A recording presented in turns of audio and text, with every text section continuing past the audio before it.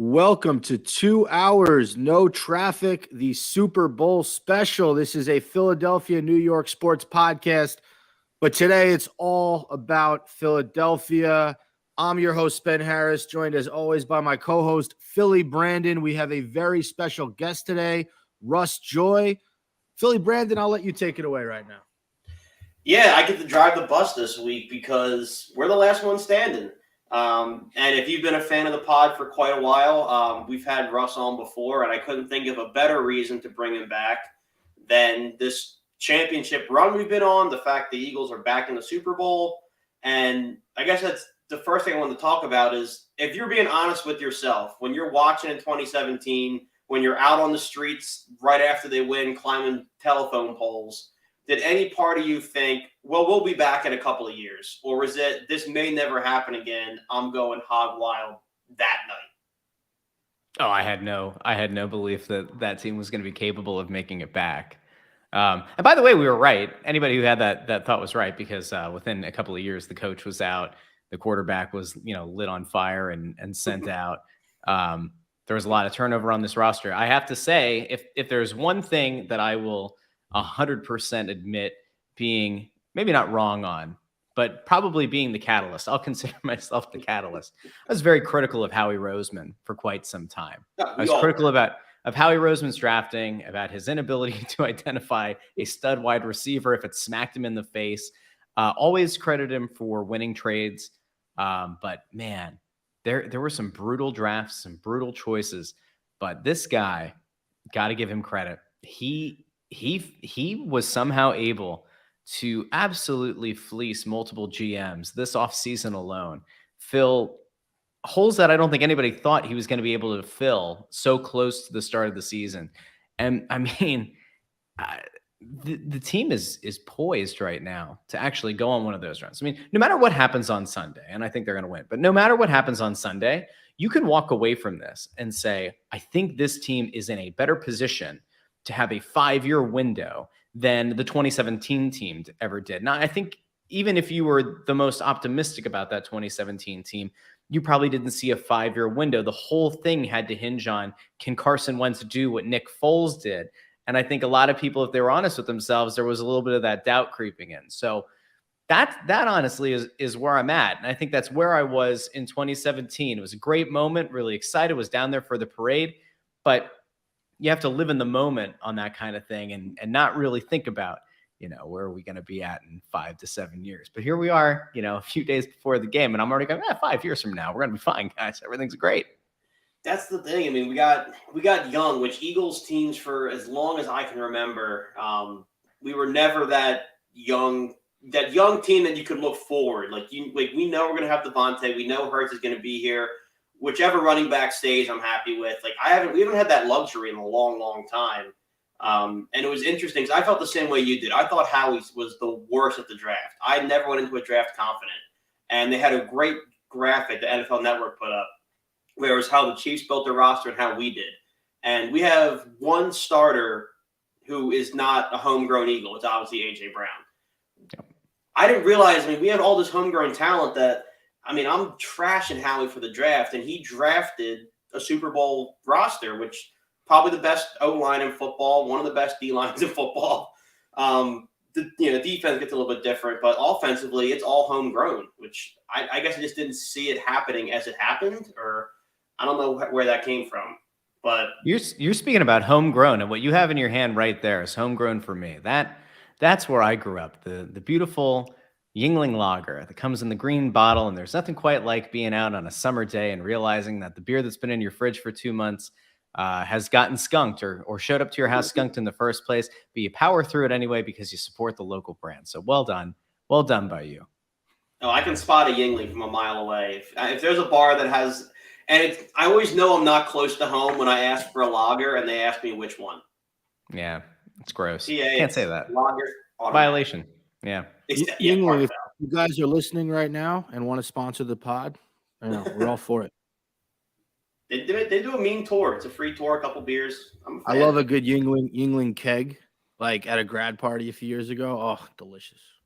I have one at the house. I just put a bar on the back porch with a kegerator. I got Yingling light and they got Yingling heavy. So for my dieting friends and those who want to go a little bit harder.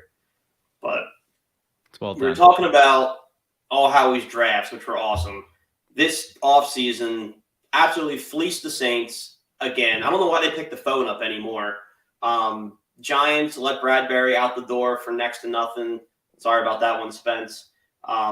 Of all the acquisitions that made this Super Bowl team, which one do you think is the most irreplaceable? Where if we don't get that guy, we're not here doing this episode right now. It's probably Hassan Reddick, is my guess. Yeah. A guy who got snubbed, should have been a finalist at the very least for Defensive Player of the Year. He has fundamentally changed the pass rush. He's fundamentally changed what they're able to do. You could almost equally say that Bradbury has been just as important, because what he's been able to do across from Darius Slay has granted this team the ability to not have to blitz as much, which, pisses off Seth Joyner. But like you don't rack up the second most sacks in NFL history in a single season without having excellent, protection in the secondary. And what they've done consistently against even some of the most, dynamic offenses, if you want to go back and crown their ass, go back and crown what San Francisco was before Brock Purdy, blew out his elbow, which was done by whom? Hassan Reddick. If you go back to that, right, like the big thing going into that game was, would they be able to neutralize the weapons that San Francisco brought to the table? And like, sure, you technically have to go to your fourth string quarterback, the guy who was taking reps as the backup quarterback going into that game. But like, they were unable to get anything going even before Purdy went out. And even, immediately after, you go to the backup, McCaffrey, like he ate a little bit on the ground, but like Deebo Samuel for a large chunk of time was a non-factor. Like Kittle was fine, also disappeared for stretches. Like the thing that I think you have to kind of look at now is like, if you're talking about the impact, you could make a case. There's a case for AJ Brown for sure, because Brown did the same thing on offense that Bradbury kind of did for the Eagles on defense, right? Like he freed up Devontae Smith to be Devontae Smith. It's like, one of those things I talk about in sports is the cascading effect. You get one guy who's at a certain level, at a higher level than anyone else on your team. And the cascading effect is it allows everybody to play a slightly less important role, or to have a slightly less disadvantageous matchup across from them. So where Devontae Smith might have gotten thrown into the fire initially, right, without a guy like AJ Brown across from him, he did fine. Like he was a perfectly fine receiver, but there were games that he would kind of go missing, or he'd go missing for long stretches. The acquisition of AJ Brown absolutely changed that, because all of a sudden now Devontae Smith isn't getting the number one assignment across from him. He's able to exploit a matchup. You can't just double Devontae anymore.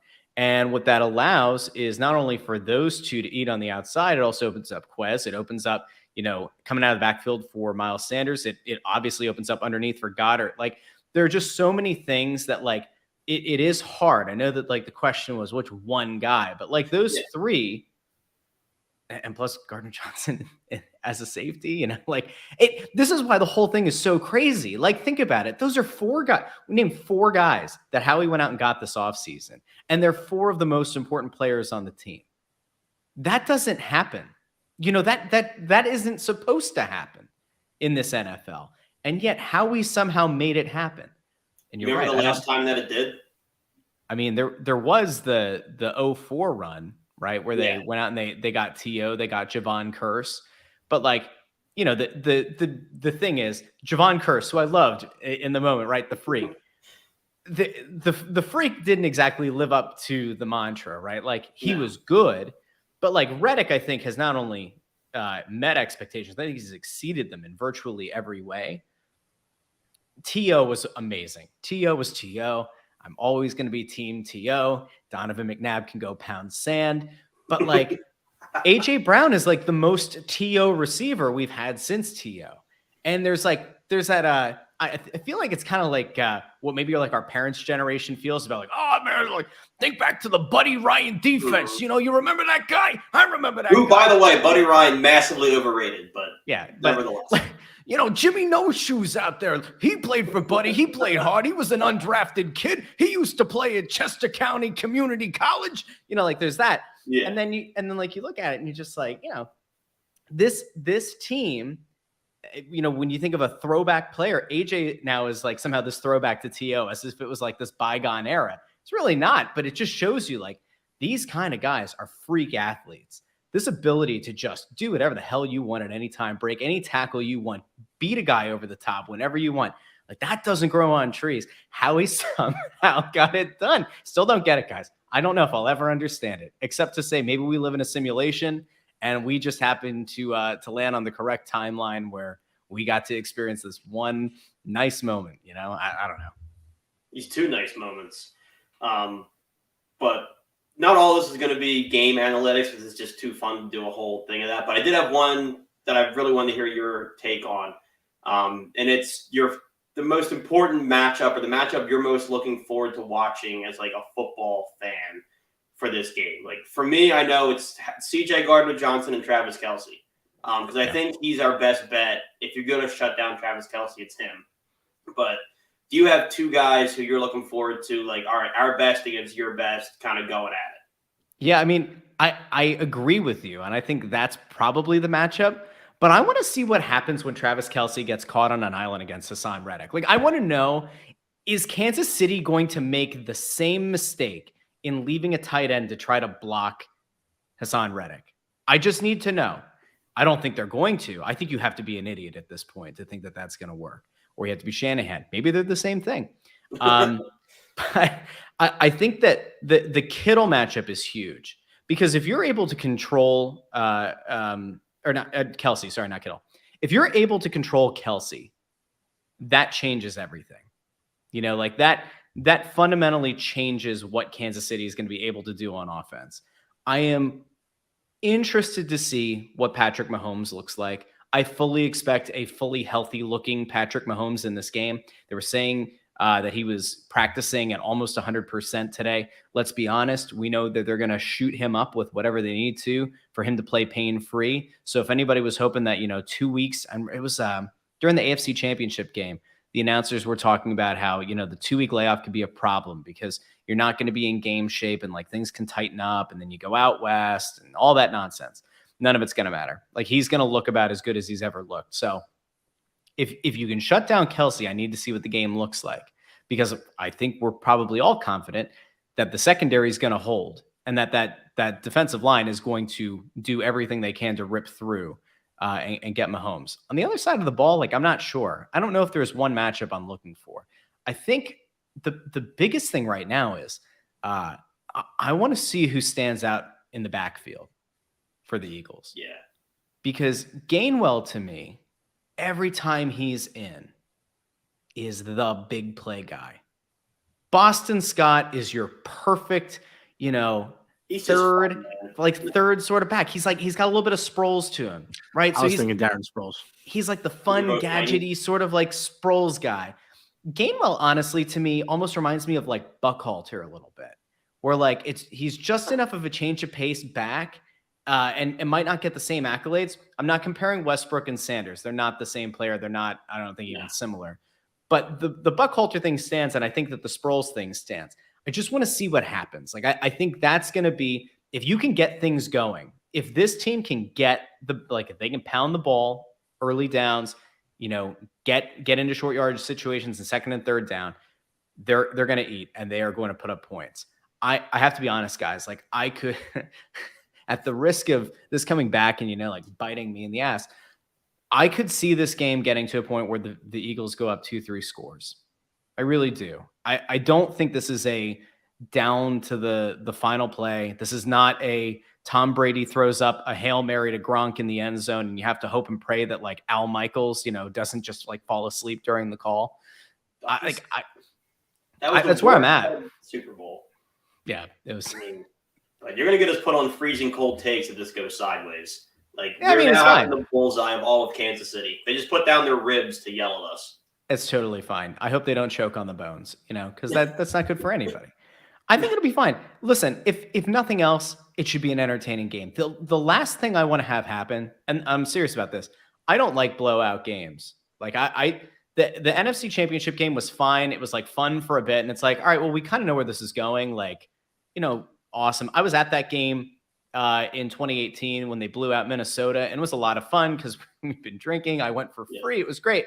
But like at the same time, you go, man, like I actually kind of would have liked to have seen how this team handles, getting punched in the mouth a little bit. If this goes, the way of some in the past, like the Tampa Bay Kansas City game, what was it, 31-9 was the final in that one. I don't want that. I don't want that either way because it's not as fun. I don't know. I will say, as an unbiased observer of this, I hate the Eagles, but just from a talent standpoint, like you guys on paper are so much better than Kansas City. There's a reason that you're the favorite and they're the underdog. As great as Mahomes is, Kelsey's a weapon. Is it Chris Jones on the defensive line? Is that what I'm thinking of? The guy, he's a monster. Outside of those, he's being talked up a little bit much for my life. You're right. Yeah, you're right. Because he hadn't had a playoff sack. And then outside of those three guys, you guys have the next X amount of best players just from a talent perspective. So I get what you're saying when you say this could be a 2-3 score game. Yeah, because on paper, like you guys should beat them by 2-3 scores. But as we've seen in the past, with Mahomes and Kansas City, they're resilient. And I did not think they were going to beat Cincinnati. I thought they were going to lose that game. And they got lucky. The guy pushes Mahomes out of bounds. All of a sudden, instead of going to overtime, Chiefs are going to the Super Bowl. So, without like rooting against the Eagles, because that's exactly what I'm going to do. I'm going to be pulling so hard for the Chiefs. I do think that you guys should win this game, and it shouldn't be that close. Yeah, I tend to not think it's going to be a 2-3 score game. I think we're going to win maybe by 10, which I'd be happy with. Look, for what it's worth, I'm taking a train into the city. I'm paying a cover to watch this game.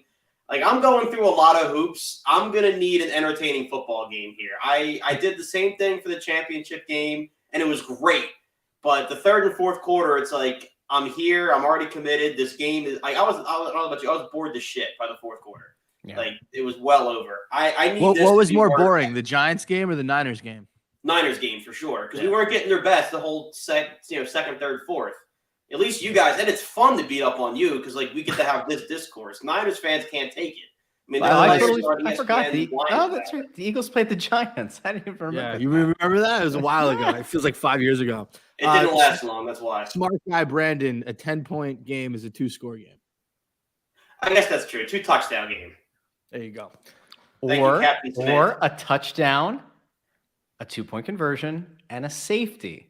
So, that's true. Lock that in. I got a few random questions for you, Russ, because we've been breaking down the game, but I got some interesting, outside the box questions because that's how my mind works. Number one, do you think we're going to see some type of trick play from Philadelphia during the Super Bowl, or is that more of a Doug Peterson thing? Talking about film breakdown, I almost busted out of John Gruden here. Yeah, I'm telling you, man, they're going to do some ZYX banana split, baby. That's what they got going on here, man. I'm glad. Don't look at my emails. Whatever you do, we don't need to look at those emails. Okay, there, fella. Let's go grab some Hooters, man. Love to grab some ribs out there. Yeah, there's going to be a trick play. Now, does Nick Sirianni have the balls to run Philly? No, they're not doing that. They're not. No. Yeah, there's going to be some kind of trickeration. You know what I think is going to happen? So there's a part of me that just wants to watch Andy Reid burn. I don't know why. There's just that. I've managed to stomp out most of like the immature emotions that I had as like a young sports fan, and there's like part of me that just wants to, I don't know, watch him squirm a little bit. I could see a scenario. Clip this. I can see a scenario where Andy Reid early in the game, maybe as soon as the first 2 possessions, goes for a fake punt. Yeah, I could see it. I think the Eagles will snuff it out, and I think they're going to go, wow, is Andy panicking against the coach that he fired off of his staff in 2013 against Nick Sirianni? Is he doing it? I think. I want to, and on the flip side, I don't know what Sirianni is going to do. I think if there's any potential for variance here, it's Sirianni. Like that weird play that Dallas ran before they got knocked out, where they had like 3 linemen or whatever. They had Zeke playing center. I'm not saying it's gonna be that weird, but I could totally see a scenario where like late in the game, note, late in the game, Sirianni does something weird, tries to throw something out there, because what do we know about Andy Reid at the end of games? Panic. That MFer loves to burn timeouts late in games. So that's, if I'm Nick Sirianni, I'm trying to figure out what kind of either defensive front can I send out there to send panic into Andy, or on offense, what can we do to catch their defense off guard so badly that they have to call a timeout? Because you know damn well Andy's going to burn it. So that's where I'm at. I do think there's going to be some trickery. I think as much as Sirianni loves the quarterback sneak, I think there's a very real chance if he's going to go off the books, I need the football in Jordan Mailata's hands. Let him get downhill 3, 4, 5 yards, and there is not a soul on that field that's going to stop that angry Australian running at you. No way in hell. I would love it. I have been, for the longest time, just asking anyone who will listen, why have we never handed Jordan Mailata the ball? He played rugby. He's got ball skills. I know. Okay, hear me out. You're in a goal line situation. All right. It's 3rd and goal. You've been unable to punch it through. Let's say it was like 1st and goal from the 2. They tried to sneak, it didn't work. They tried running it with Sanders, it didn't work. Now they're at the 1. They bring in Fletcher Cox. Oh.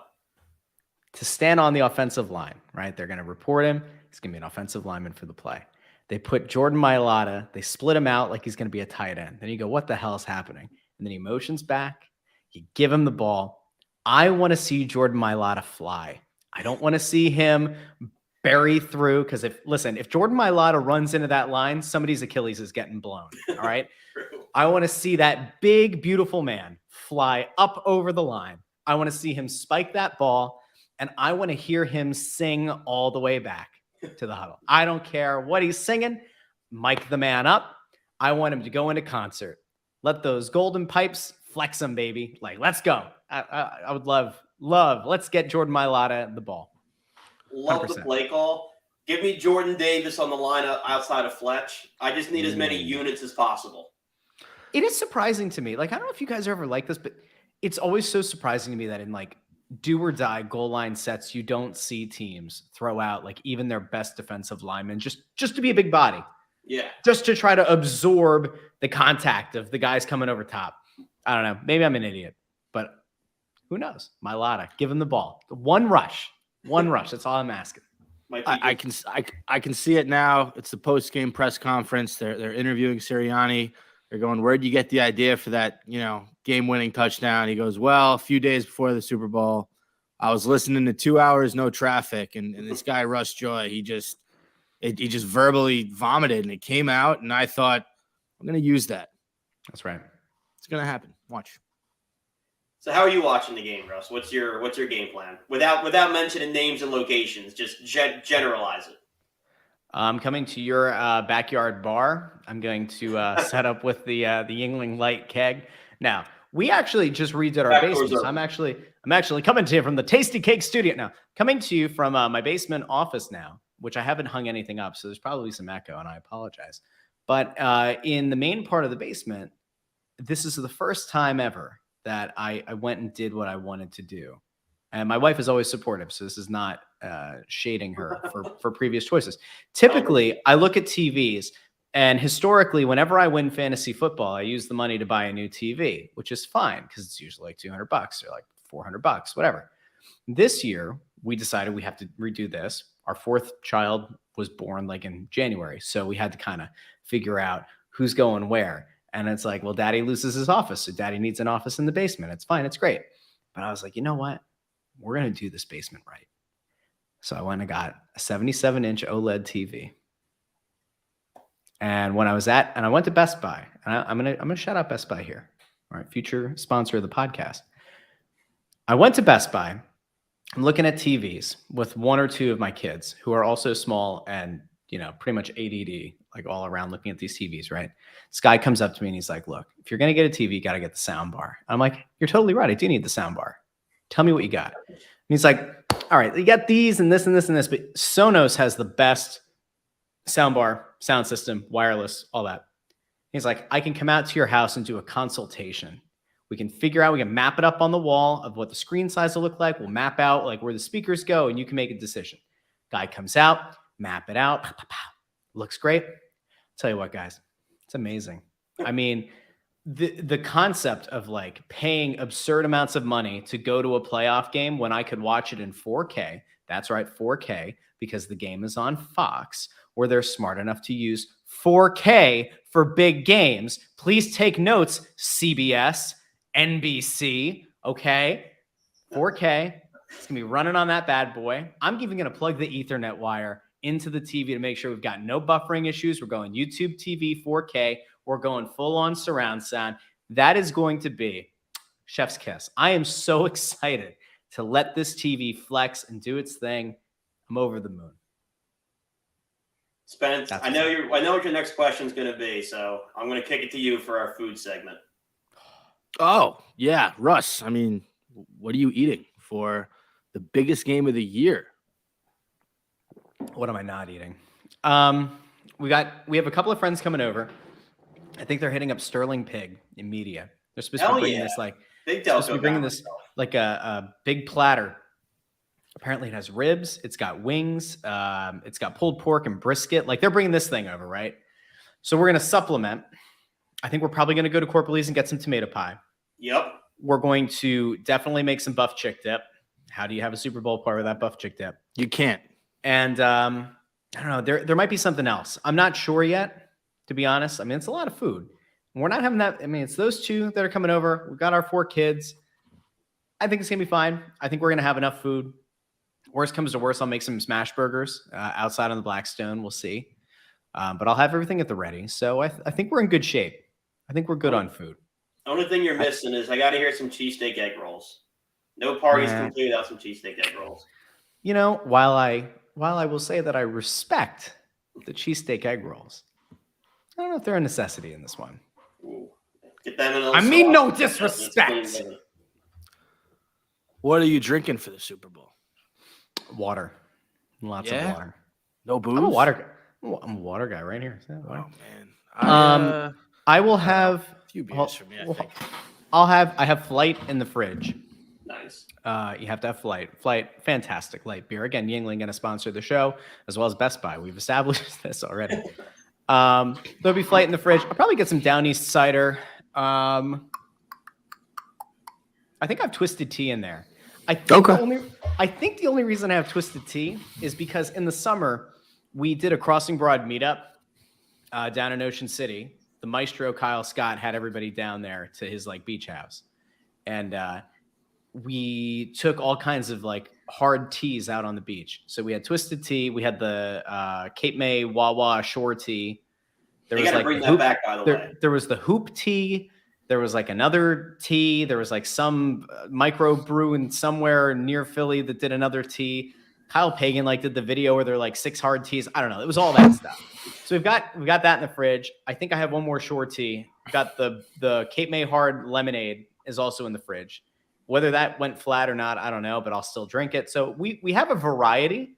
But again, when you hit the early 30s, which unfortunately I have. When you hit the early 30s and you've got kids, there's no really getting wasted in front of your listen. I totally get that, and it's Sunday and you got work the next day. Where they call Child Protective Services, so like we're not trying to go there with the Super Bowl. All right. I'm with you. And also make everybody bring their own booze. Like if they're coming to your house, they want to bring a 6-pack or 2. You know, you split it, you get like a smorgasbord of alcohol. I'm about that. Smorgasbord. It's a good word for this. It's a good vocabulary. Gonna set up a shady maple of beer. Shady maple. I gotta know because slightly. Which one? Hot take. The Amish are not on it like they used to be. I've gone in there. I've gotten some cold mac. I've gotten some less than stellar prime rib. The Amish are off their game. Hold on, home slice. First of all, you've made a critical error in this. I on behalf of all of the non-Amish people, would like to say that we do not accept you. This is gonna be like, what was it? Was that Chappelle's skit where they were trying to trade Michael Jackson for Tiger Woods or something like that? Like, I want to make sure. Yeah, I think we need to trade you from the non-Amish community to somewhere. Well, I don't know. The Amish won't take you now, But That's fine with the me. play with Shady Maple is breakfast. It's always breakfast. They've got more stations during breakfast. They've got the pancake station. They've got the omelet station. They've got the eggs Benedict station. I don't know what we're doing here. How are you getting there on breakfast? I'm not waking up early on the weekends for that. What do you mean? How you get? I can't. Don't they only run breakfast till like 10 or something? It's like McDonald's. I don't know, Brandon. He's He's making a pretty strong case over it's like here. till 10 or 11. There's a bunch of Amish ladies with the little pump thing to make pancakes. You can get M&Ms in your pancakes. All right. Now, can I do that at home? I sure could. But I go there because the Amish ladies make them. They have the little cinnamon chips. They put that with the apples. Beautiful, fantastic. You know what's a good way to distract your kids for a little bit? Take them to the pancake stand. Let them watch the. Just let them watch. Yeah, I'm just gonna stand here and watch you put them bananas and chocolate chippies in there. Like, it's great. My kids don't talk like that. If they did, I'd be concerned. That's for damn sure. All right. I got one more question for you, Russ. Yeah. I gotta know, after the Super Bowl, what is the difference between what you do if they win versus if they lose? Nothing. Just no. I mean, like, there's nothing. Just life goes on. They're either winners or losers. I mean, I'm streaked through my neighborhood. Probably unlikely. It is the weekend. I don't think anything. Honestly, I don't think anything changes. I have to be honest, guys. Like, I think I've got about 50 posts left to write between now and Sunday morning, for a bunch of different sites, and I can't wait for the Super Bowl to kick off. Because that's when I finally get to sit back and say, thank God. Like, we've got hundreds of pieces of content ready to go up across a bunch of different sites that we're partnered with. And I just need it to be done. Because the Super Bowl, like, listen, when you write about sports betting, the big things now are state launches. Ohio launched on New Year's Day. There was no New Year's Eve. There was no New Year's Day. That was rough. We've got the Super Bowl. And in about a month, we've got the launch of Massachusetts online sports betting. I need like a couple of days to collect myself. I've been going pretty much nonstop. I will say, I dialed it back for about 3 days after baby number 4 was born. I was only writing like 3 posts a day instead of 8 or 10. So there is a little bit of variance here. All right.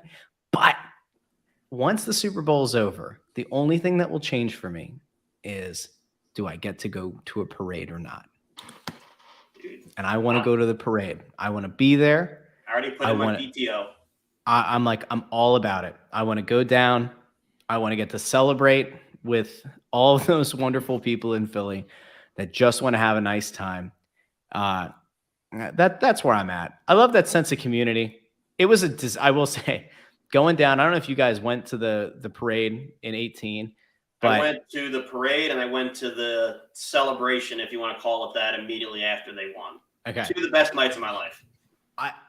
I will say, getting out of the city was really rough after the parade, and we couldn't get an Uber, we couldn't get a taxi out because I think we took the train in that morning to go. Yeah, where my father-in-law dropped my wife and I off like at 4:30 in the morning or something somewhere in the city. He came in and it almost felt like a military drop-in, right? Like special forces coming to extract you. I don't remember what hotel we were at. Like, we ended up in some lobby to try to charge a phone because we had tried for 2 hours to find signal and get out of the city. So I do want to have a better plan. I think if we go down for the parade, we'll get a hotel room. But I'm just excited for the possibility of getting to go down and celebrate again, because it was such a cool experience. I'm not going to take my kids down. Love my kids. Not taking them down for this. There's absolutely no chance. But that I think is all that changes. I will say, when the Phillies lost, I was sad for a little bit there, and I went, they'll get better. They'll make an acquisition, maybe trade Turner. I was actually more gutted earlier in the day when the Union lost, because I'd been a season ticket holder. I had covered that team for a year before, and I was so upset that they blew a late lead to go into extra time. They blew a late lead, and it goes to penalty kicks, and you lose in penalty shootout, which just sucks. So that on the same day, I think, is about as low as I felt as a fan, and I was able to brush that off within an hour. This Eagles team, like I said at the start, I think they've got a nice 5-year window here. Obviously, things change once Jalen gets paid. That obviously is going to change the cap. If there's one guy I trust to kind of manipulate the cap, it's going to be Howie. So I think they're in good shape. I think it's going to be fine, but I think they're going to win. So. Me too. Like I said, I'm going in planning on winning. Like, I work on Monday. I'm probably not getting out of the city till 1:32 in the morning. I work in Wilmington. I'm the other way. I'm acutely aware of the fact that the Eagles went decades without a Super Bowl. So I'm doing everything that I want to do for this Super Bowl this time in case we don't get back. I did it in 18 and we got back, but I'm not one to push my luck. So whatever septic cost, whatever the Uber is, whatever needs to happen for me to be there with millions of drunken degenerates happier than they've ever been in their entire life, I will pay that cost every single time. Spence, I just have to know really quick. Micah Parsons is rooting for the Eagles to win. You said you're rooting for the Eagles to lose. I know it's not your team. I get that. But is there a little bit of pride if you say, well, you know what? We did lose to the eventual champions. We made the playoffs in a tough division that had 3 teams make the playoffs, and one went on to win the Super Bowl. Isn't there like a little bit of a little moral victory in that, or no? Not really. I feel nothing. I don't want you guys to feel joy. Your last name is Joy. You already have enough of that in your life. You know, I am a Nets fan. I am a Giants fan. Time out. And I've been going through it lately. So no, was that I don't first want you team? to win. I'm a Brooklyn Nets fan. Die hard. He's the host of the Nets podcast without me in it, of course. Listen, your team got a lot less anti-Semitic, so I mean, I don't know. I mean, that's great, and I'm Jewish, so I love that. It's awesome. But that was a fun episode when that came out. But they're screwed. They're so screwed. And I mean, the Giants don't even know who their quarterback is next year. So, like, yeah, the Giants. I mean, are they going to re-sign Jones? I don't know. Do you know? Well, I'm telling you what. Hold on. First of all, I need to give myself an Aryan race haircut. I need to go top button all the way to the top. Hold on. Let's see if I can do this. Okay.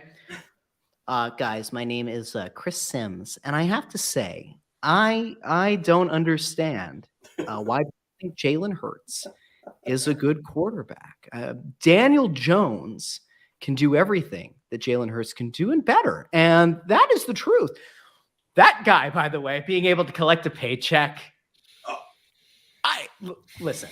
There are times when he played. There are times where, like, as a Philadelphia fan, you sit back and you go, all right, everybody hates us. The media hates us.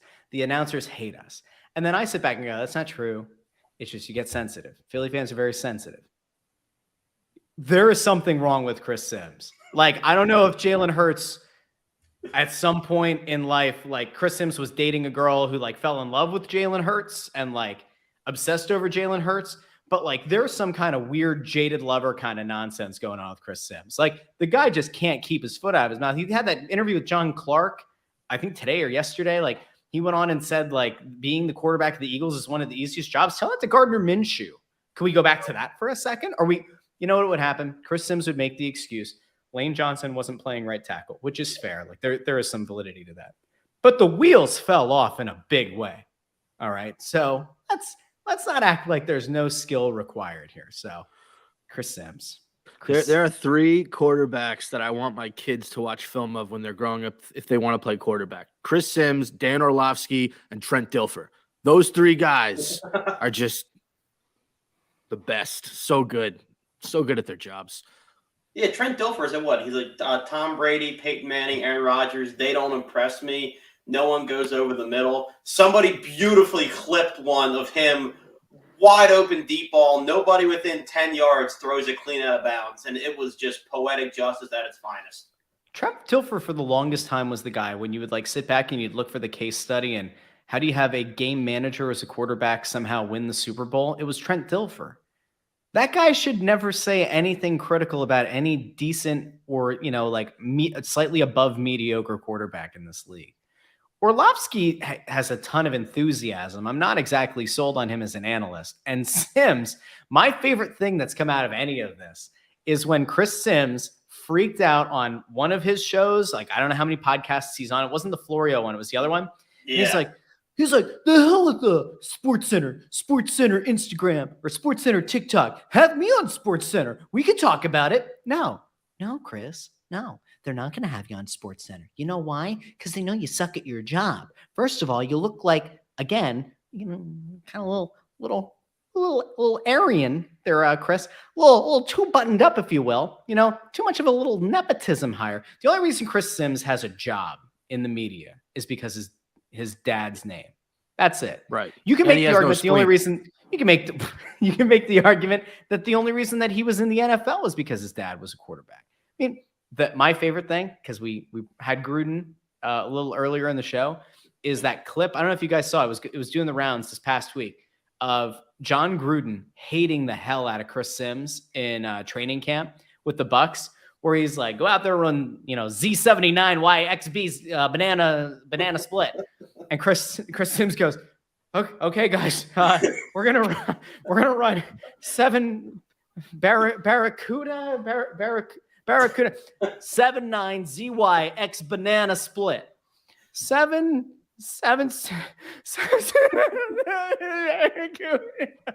like horrific, just awful.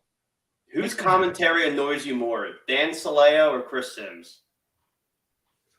Because I can't stand Saleo. I don't even know. I want to be honest here. All right. A lot of people, especially when they go on podcasts and they talk about other media people, they say, I don't know. I don't watch that person. And they're full of shit because if they'll tweet about things that somebody says, or they'll subtweet. It's all stupid. I, honest to God, had no idea who Dan Saleo is or was. He's one of the Jacob guys, right? The only thing, Jacob. The only reason that I know who he is because people retweet the stuff. And in the new Twitter, where there's the For You feed, his stuff will occasionally pop up. And I am so confused whenever his stuff comes up. I won't block, right? He hasn't said anything horribly offensive to me, so I'm not going to block him. But I don't know what this, the feeling I have, okay, this is just me. Yeah. Is that Dan Saleo never really caught on, or if he was popular at some point, has not caught on in a big way ever since, and has tried to make himself sort of like a hot take artist, in a slightly more brash form of what a Colin Cowherd would be, but he's not good at it. So you're kind of left with this watered down sort of thing, and it doesn't work. So I can't say that I'm even been offended with his critique because I don't know what his critiques are. I see his stuff and I go, I don't care. I genuinely don't care. So I guess Sims. He's just a hater, which, in a city of haters, we love other haters who do it fun or well. He just does neither of those things. I'm going to look up Saleo right now. I want to see what the most recent, the reason they're so dynamic is because Patrick Mahomes is dynamic. Andy Reid's play calling hasn't gotten better. He's the same dude. I think Reid is overhyped. Dan Saleo with a great take today on whatever that Jacob Media show is. There we go. So Dan Saleo, because he said that and called Andy Reid overrated, he gets the nod today. Down with Chris Sims. I don't know. All right, we have a new champion in the building. Russ, thank you so much for spending a lot of extra time with us. I know I promised you a half hour. Thanks for hanging a little bit longer. No problem, guys. I'm absolutely devastated, as you can imagine, that we didn't talk Philadelphia Flyers hockey. Bye, guys. I owe you a hockey episode, and it's going to happen. No, you certainly do not. No, you do not. Nobody wants or needs to talk about that team. But if you do, you can check out Snow the Goalie, the Only Flyers podcast, wherever you get your podcast. Thanks for having me on, guys. All right. Thanks, Russ. Catch you later, everybody. See you next week. All right. So, reason I did that. Hold on.